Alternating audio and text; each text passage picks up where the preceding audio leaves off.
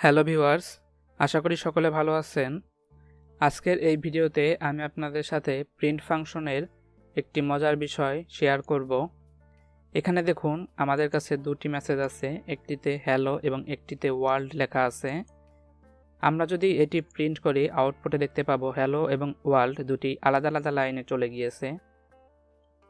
এখানে লক্ষ্য করে দেখুন আমরা হ্যালো এর পরে কোনো লাইন ব্রেক দেইনি বা \n ব্যবহার করিনি, তবুও পরবর্তী প্রিন্ট স্টেটমেন্টে থাকা স্ট্রিংটি নিচের লাইনে চলে গিয়েছে।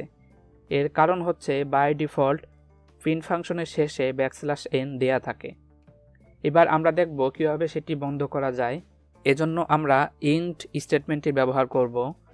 আমরা এবার প্রিন্ট স্টেটমেন্টের মধ্যে একটি কমা দিয়ে এখানে আমরা ইন্ট স্টেটমেন্টটি কল করব। ইন্ট ইজ ইকুয়াল টু, এখানে আমরা একটি কোটেশনের মধ্যে দিয়ে দিলাম স্পেস। এটি রান করলে দেখুন আমাদের হ্যালো এবং ওয়ার্ল্ড দুটি নিচের লাইনে না গিয়ে হ্যালো এবং ওয়ার্ল্ডের মাঝে একটি স্পেস চলে আসলো, কারণ আমরা এখানে একটি স্পেস দিয়েছি। বাই ডিফল্ট হিডেনভাবে পাইথনে এখানে \n দেয়া থাকে, যার কারণে আমরা কোড রান করলে দুটি আলাদা আলাদা লাইনে চলে যায়। আমরা এখানে স্পেস না দিয়ে আমরা এখানে যে সিম্বলটি দিব আমাদের এর পরবর্তী প্রিন্ট স্টেটমেন্টের আগে, এটি রান করলে আমাদের পরবর্তী স্টেটমেন্টের আগে একটি স্টার চিহ্ন চলে আসবে, সেটি নতুন লাইনে যাবে না।